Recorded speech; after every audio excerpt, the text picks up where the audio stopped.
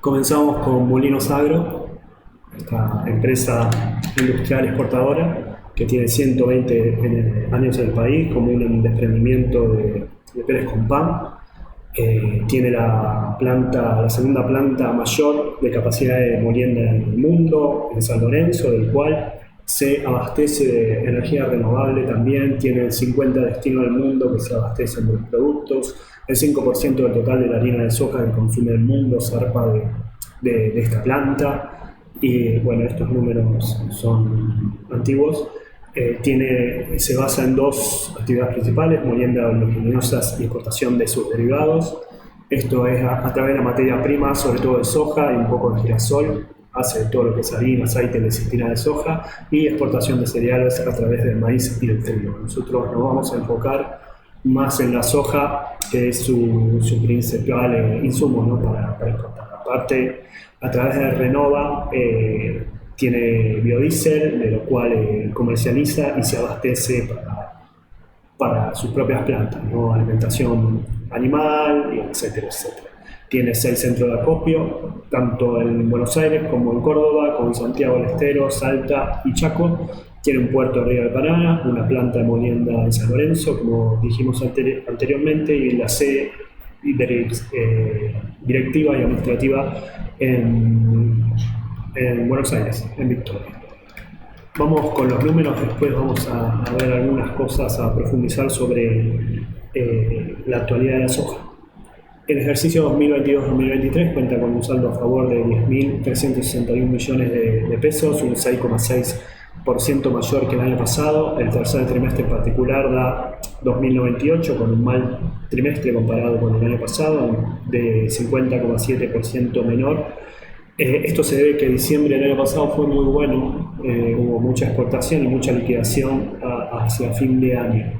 Acá en septiembre fue la liquidación, ¿no?, como anticipada, a través del dólar soja. La moneda funcional es el dólar, lo cual hace los balances en dólares, pero lo publica en pesos, utilizando el tipo de cambio en 177,16, por lo cual no está real si se toman los diferentes dólares, pero bueno, Argentina tiene varios tipos de dólares, ¿no? En esto vamos a sumas y saldos, donde tenemos, bueno, una baja de lo que es ganancia bruta por incremento por decremento, mejor dicho, de los ingresos por venta, sobre todo de cereales, donde hubo retraso en el abastecimiento de trigo principalmente, y bueno, es levemente superior la ganancia de este año. Lo que sí, en la conversión monetaria, el año pasado tuvo mayor implicancia negativa, por lo cual en el integral le saca como 5.000 millones de pesos respecto al año pasado. Bueno, ahora viene la parte más completa para mi parecer. Se han recortado 40.000 hectáreas de la siembra de soja que se recortaron por el intenso estrés hídrico, por lo cual los rendimientos de la cosecha bajarían hasta un 25% de la campaña anterior.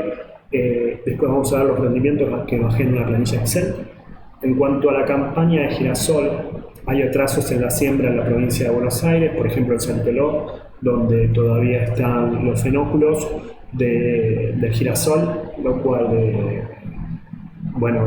es la única falla. Después los rindes o las calificaciones que ellos dan entre muy buena, regular y mala, siempre la mayor parte es mejor del año pasado. Ahora vamos a ver.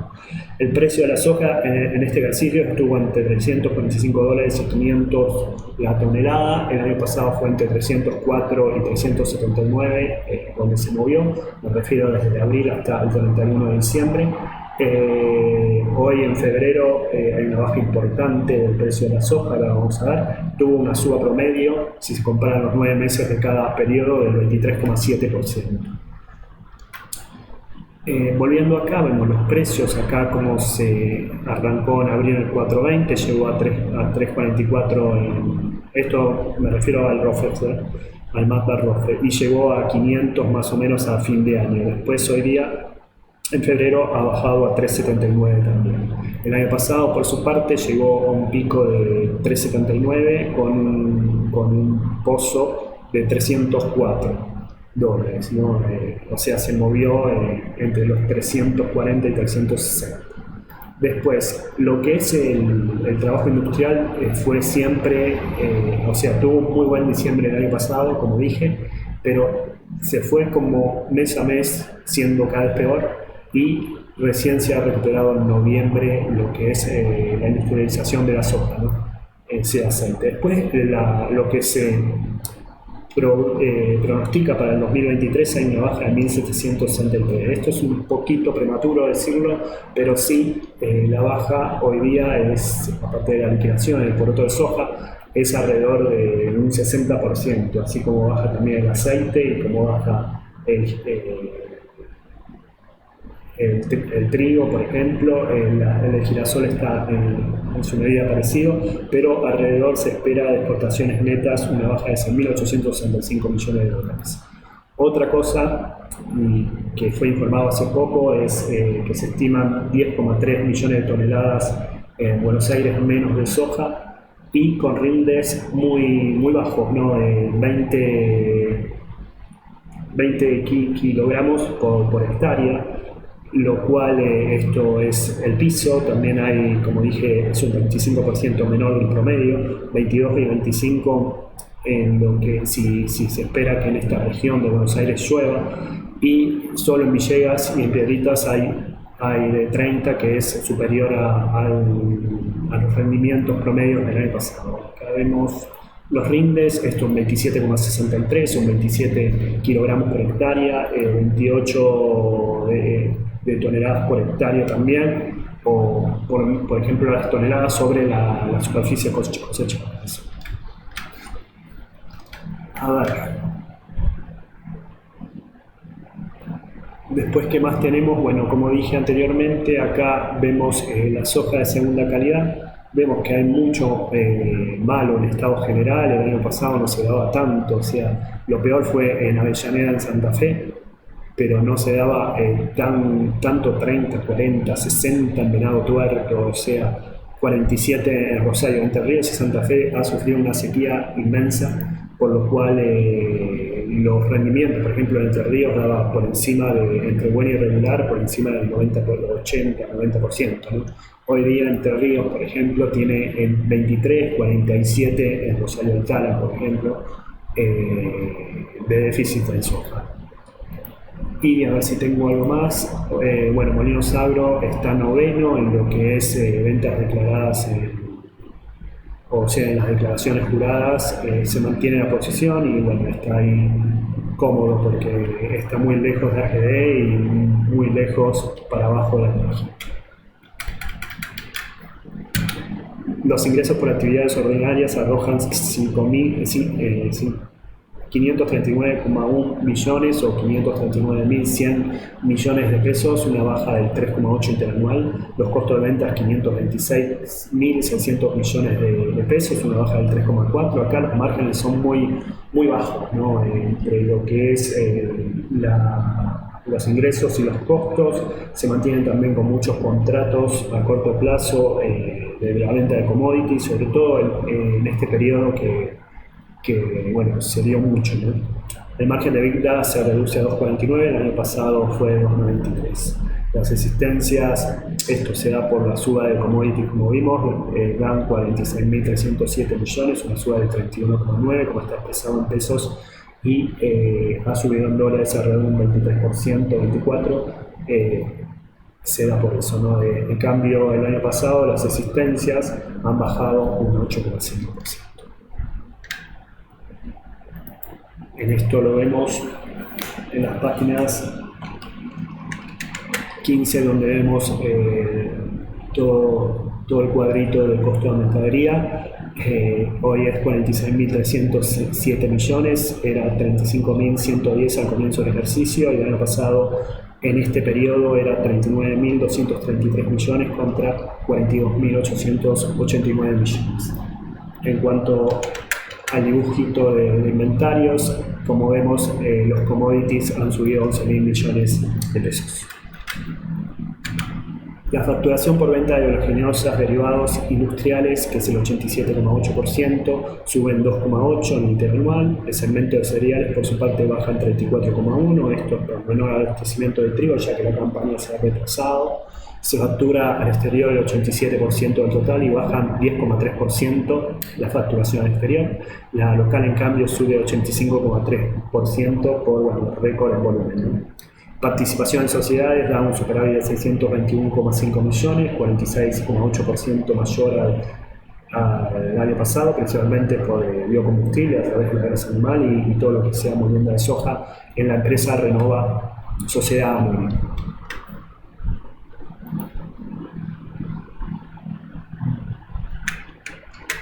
Bueno, acá tenemos el segmento donde oleaginosas tiene 2,34 de margen bruto contra 2,80 del año pasado, y lo que es cereales tenía 2,50 y hoy día tiene 2,17, lo que da el margen bruto, que es parecido al margen de EBITDA, más o menos, 2,70 el año pasado, 2,32, es decir, bajando 38 puntos básicos. Lo que es los cereales han bajado alrededor de 34 mil millones de pesos, y lo que es la exportación y lo que es oleaginosas ha subido el total, pero ha bajado la exportación alrededor de 20 mil millones de pesos. A lo que se refiere de inversiones en otras sociedades, como dije, Renova se ha duplicado la inversión, pasó de 679 millones a 1.281 millones, y esto es por principalmente el resultado, ¿no? Que pasa de 471,4 millones a 610 millones. Bueno, el volumen de molienda de oleaginosa y restricción de cereales es un 12,7% menor al tercer trimestre del 2021-2022, perdón acá. El despacho de ventas es de 5,54 millones de toneladas, una baja de 9,7%. El despacho al exterior ha bajado un 13,5% y es el 88,2% del total. El despacho local, que es el mayor en 5 años, el récord en la sociedad, un 33,7% de su baja. Esto lo vemos en la reseña, donde tenemos la suba del mercado local, que pasa de 488.000 toneladas a 653.000. Los volúmenes bajan alrededor de 700.000 toneladas, y los volúmenes de molienda me refiero, y el volumen de ventas baja alrededor de 600.000 toneladas, pero sigue siendo buena porque ya que es mejor de los, no si empeoró con respecto al anterior periodo, es mejor que los anteriores 3.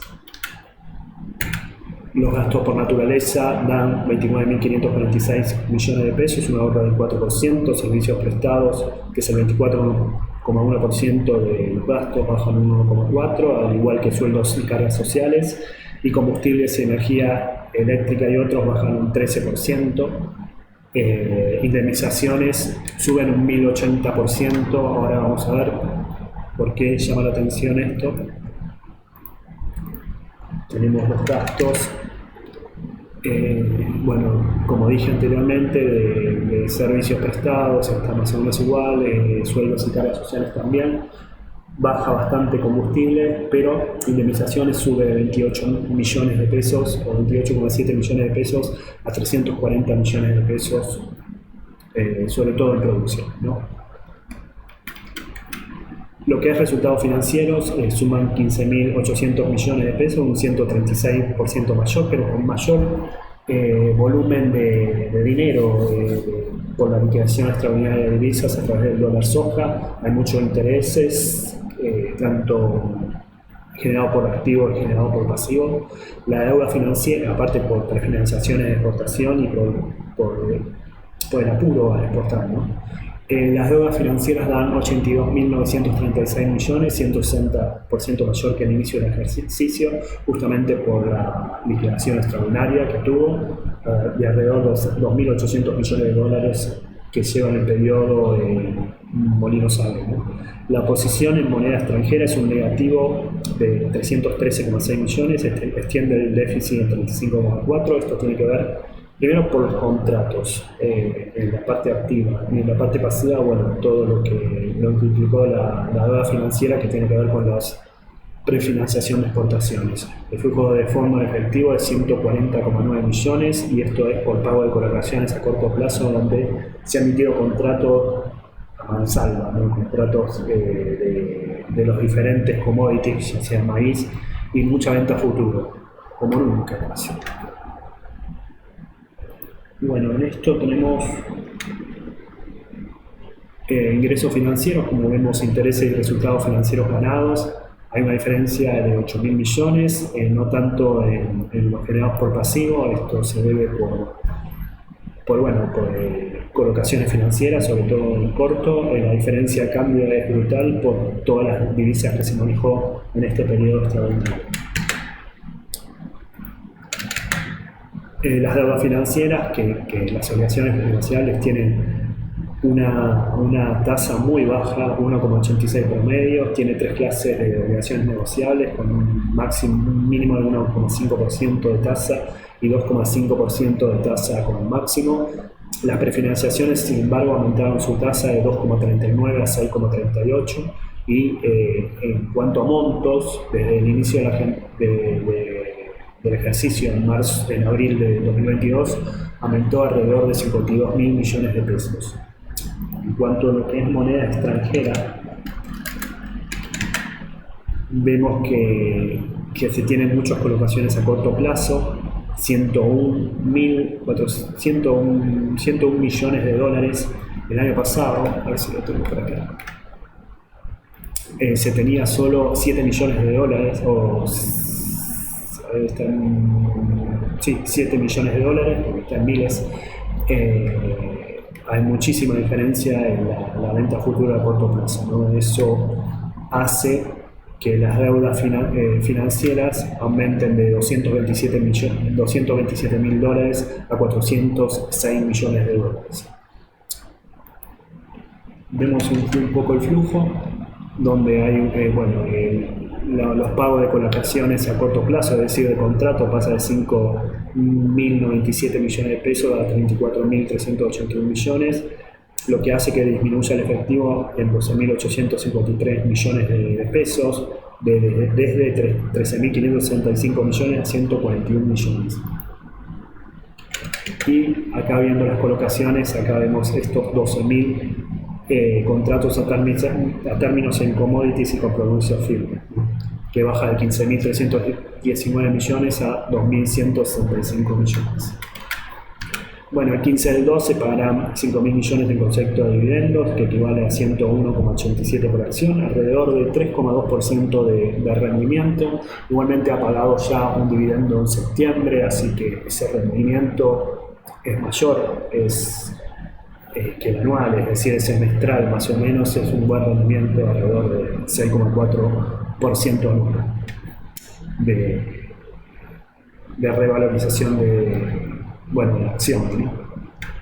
Bueno, para terminar, la liquidez baja de 1,52 a 1,16, la solvencia va de 0,31 a 0,21, el valor del libro es 555,56, pero si lo paso a MEP, con un dólar de 333,21 que dio el 30 de diciembre del 2022, es 1.045, igual está en un tercio por debajo de la cotización, que es 3.201,5.